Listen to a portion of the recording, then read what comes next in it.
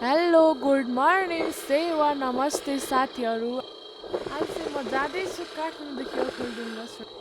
गएको अनि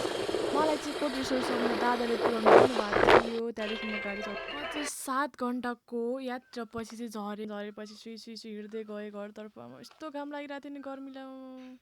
अनि ठ्याक्कै म आउँदै थिएँ कि ठ्याक्कै चौतारादेखि चौतारामा यसो बिसाउँछु एकछिन भनेर यसो गरेँ अनि त्यहाँदेखि हेरेँ यताउता अनि म गएँ त्यतैतिर चौतारातिरै अनि म त्यहाँ गएँ त्यहाँ मेरो गएर झोलाहरू राखेँ अनि म नि त्यो साइडमा गएर एकछिन बस्छु भनेर बसेँ अनि त्यहाँदेखि म त्यहाँ उठेँ घर गएँ घरमा गएको अनि मम्मीहरू सबैजना चुपचाप गइरहेको थियो कि म चुपचाप त्यहाँबाट छिर्छु घरतिर के भन्दो रहेछ कस्तो रियाक्सन दिँदो रहेछ भनेर गएको त आमा यस्तो गर्मी थिएन नि ल घरमा पनि कोही पो रहेनछ म आफै पो एकछिन त सरप्राइज भएँ सरप्राइज दिन गएको मान्छे आफै सरप्राइज भएँ अनि त्यहाँदेखि म झोलासोला राखेँ त्यतातिर एकछिन हेरेँ यताउतामा अनि त्यहाँदेखि त मैले कसैलाई देखिनँ अनि बुनहरू पनि स्कुल गएको थियो उनीहरू त 4 बजी पछि मात्र आउँछ भन्ने मलाई थाहा थियो नि त अनि म कि मम्मी चाहिँ भित्र हुनुहुन्छ भनेर यसो ढोका खोलेर हेरेको अनि मैले ढोका खोलेँ हेरेँ मम्मी त्यहाँ भित्र नै हुनुहुन्थ्यो अनि त्यहाँदेखि मैले सोचेँ अब मम्मीको सुँगुर पो हेर्न जान्छु एकचोटि कस्तो भयो हो भनेर गएँ अनि अस्ति नै मम्मी ल्याउनु भएको थियो नि त सुँगुर सानो अनि हेर्न गएको त आमा म कस्तो ठुलो भइसक्यो अस्ति मात्र ल्याउनु भएको थियो मम्मीले सोचेँ अनि एकछिन म यति सुँगुर हेरेँ बसेँ यत्तिकै त्यहाँदेखि यसो सोचेँ फेरि मम्मी त गोठको जानुभयो होला भैँसीको भने अनि त्यहाँदेखि म बसेँ अनि म नि भैँसी गोठतिर जान्छु भन्ने सोचेँ यताउता अनि बसेँ कि हेरेँ यताउता त्यहाँदेखि होइन होइन बरु म यसो कलै गर्छु मम्मीलाई भन्ने लाग्यो अनि मम्मी पनि ठ्याक्कै आइपुग्नु भयो एकछिन कल गर्छु त्यसपछि मम्मीले चाहिँ किन भने आएको के सरप्राइज भन्नुभयो कि अनि त्यहाँदेखि त्यति बसेँ अनि एकछिन पछि म लुगासुगा फेरेँ चेन्ज गरेपछि त्यहाँदेखि मैले मम्मीलाई बोलाएँ मम्मीको लागि मैले केही ल्याइदिएको थिएँ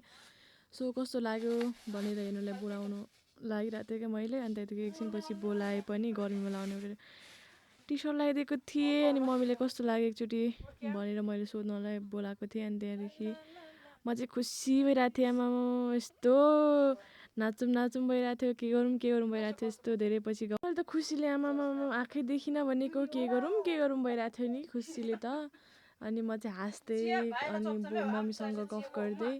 अनि गीत गाउँदै नाच्दै म त यस्तो मजा भइरहेको थियो अनि त्यहाँदेखि मम्मीले एकचोटि लाउनु कस्तो देख्यो भनेर भनेको अनि त्यहाँदेखि मम्मी चाहिँ लगाएर आउनुभयो अनि त्यहाँदेखि मम्मीले सुहाउँदो रहेछ अब छोरीले ल्याइदिएको अब धेरै त ल्याउनु सक्दिनँ म पनि सो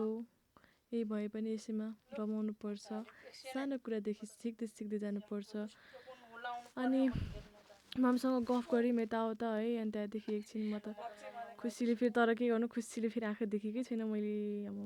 गाडीमा पनि त्यस्तै भएको थिएँ निदाउँदा चाहिँ सबै बिर्सिँदो रहेछ कि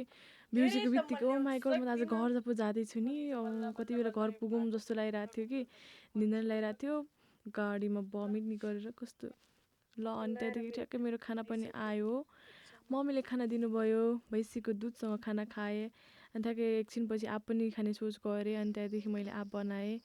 अनि आप खाँदै गर्दाखेरि बाजे पनि घरदेखि आउनुभयो कि अनि मैले बाजेलाई बोलाएको बाजे त केही भन्नुहुन्न त मलाई चिन्नु भएन चाहिँ एकछिन अड्किनु आइपुगे पो मलाई देख्नु भएर thank you so much I'll see you next vlog bye by